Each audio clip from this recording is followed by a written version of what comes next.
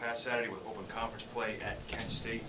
This coming Saturday, 3:30 p.m. So with that, we'll open up for questions.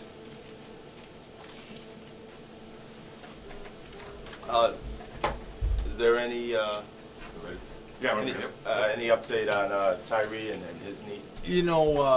Right now, all tests have been negative, and we're kind of seeing on a day-to-day basis where it's at, and it's from what was looked to be very concerning is trending more in a positive direction for us at this time. Probably have a better idea in the next 48 hours. You expect him to practice today? Yeah, hoping so. I don't know about today, but we're hoping that things can progress, and haven't visited enough with the training staff yet to know where we're at. And he wasn't really around much yesterday because he was still going through some procedures. Where's his head at right now mentally? I think Tyree's had, in high school, he went through a procedure, had surgery. Last year, late in the year, I think the first thing is, of course, the thoughts go, here we go again type of thing. But I think he's in a lot better frame of mind than he was at halftime on Saturday. And his parents stayed in town with him till yesterday through all testing, and a lot more positive and upbeat than obviously the first 24 hours. So how does that affect your ability to prepare for this game or kind of any game when you've got two quarterbacks not knowing which one might be playing? Well, we're going to get both reps like we do, and I think through the week when we go through things, probably more 65-35. You have to kind of progress. Yesterday Drew took them all.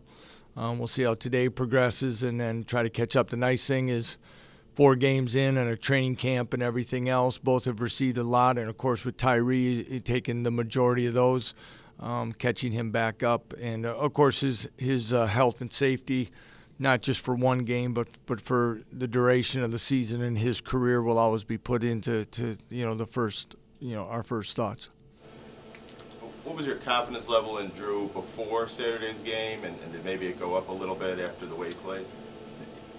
I think and I'll let Brandon talk too a little bit, I don't think there was a sense of a huge, other than feeling bad for anyone who is injured out on the field. But our team had great confidence in Drew because, as I've said earlier, he had a very good spring, and I thought he had an outstanding fall camp.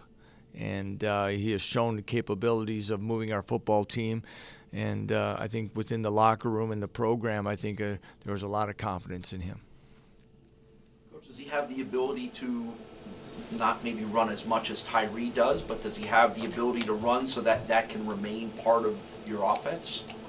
Absolutely. As we said, how we've gone about it. And I will say, Paul, because you're at a lot of practices. When you watch our team, when we run plays, there's not a huddle A and a huddle B and a huddle B, so to speak. Well, those are Drew's plays that he doesn't run that Tyree ran. So the offense is the offense. Brendan, when you lose, potentially lose a quarterback for a game, as an offensive lineman, how do you prepare and kind of keep the guys focused on, just next man up?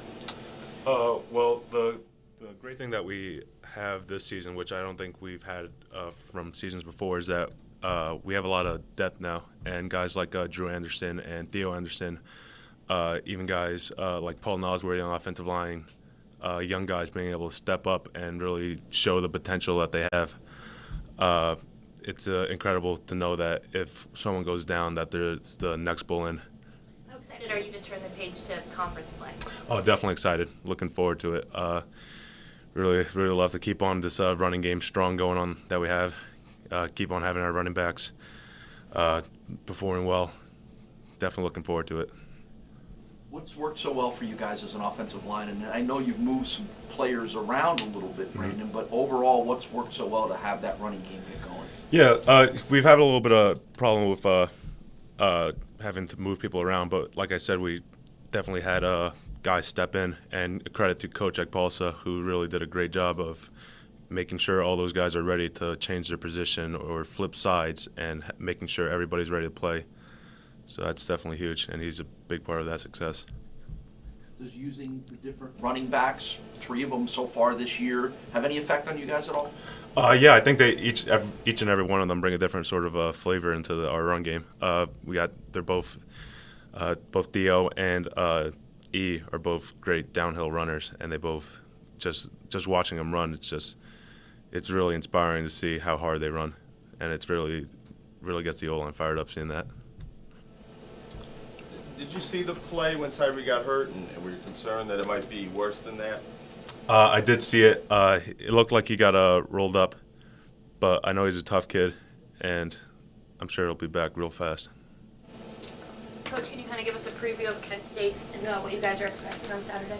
Well, it's going to be a big challenge for us. Last year they came in here and really took it to us, early in the game, with some big plays, and we struggled establishing any consistency in the first really 3 quarters of the game offensively. And it's a defensive package where I've always been impressed with what Coach Haynes has been able to put together. Starting in the secondary, that's a very athletic group that's confident playing a lot of man coverage when they have to. Demetrius Monday, I think, leads the nation in interceptions. And that's talking about a team that has traveled to play the defending national champs and then also play the Heisman Trophy winner this last week. So, they've gone up against some people.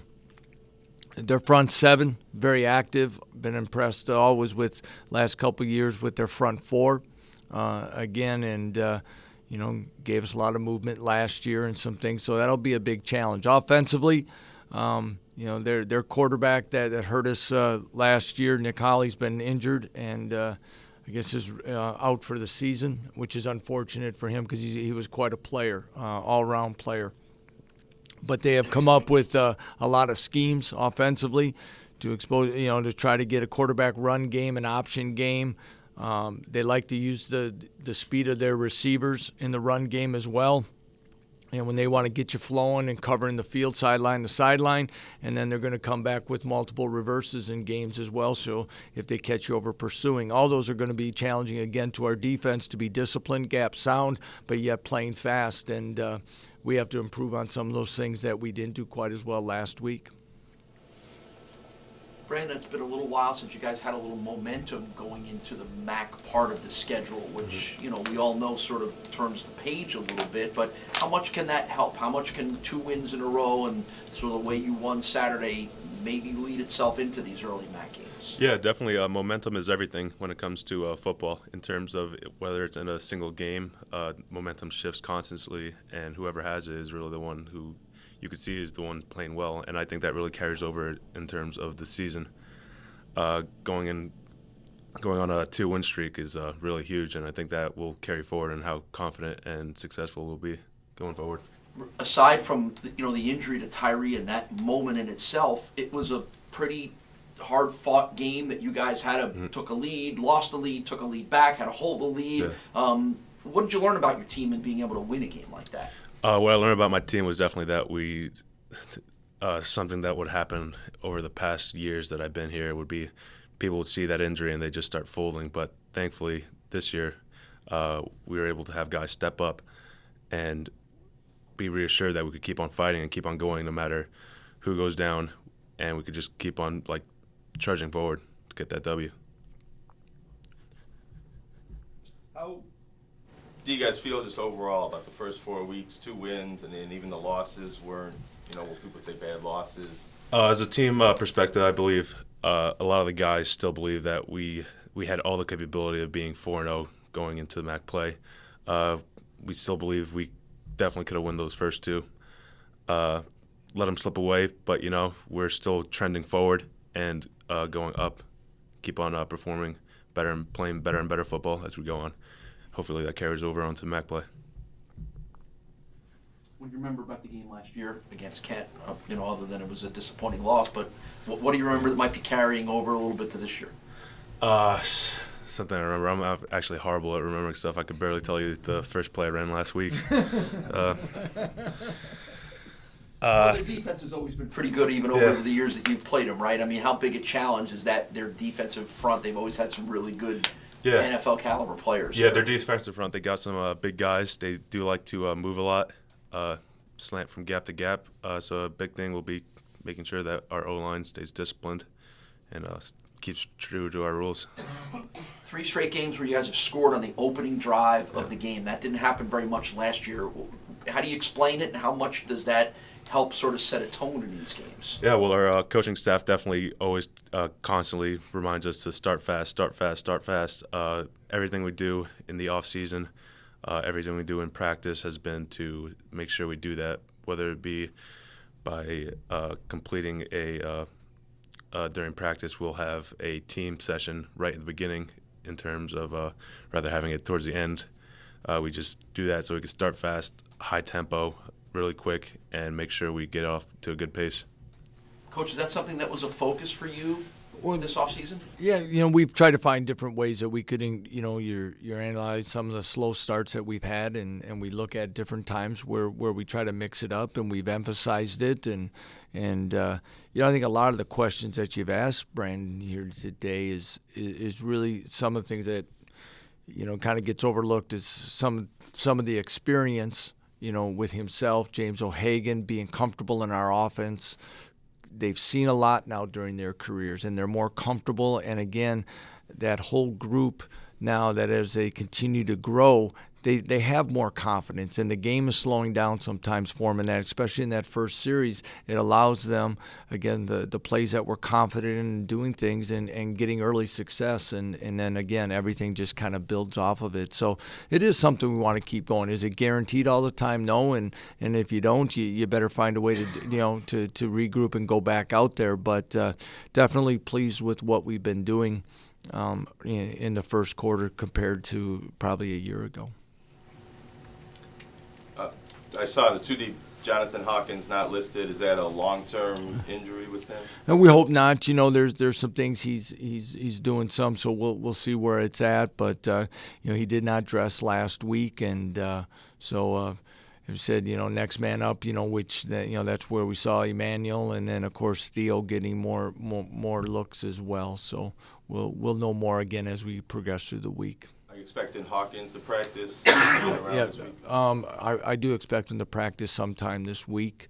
I don't know exactly what his game status will be, but we're hoping definitely that he gets some work in this week.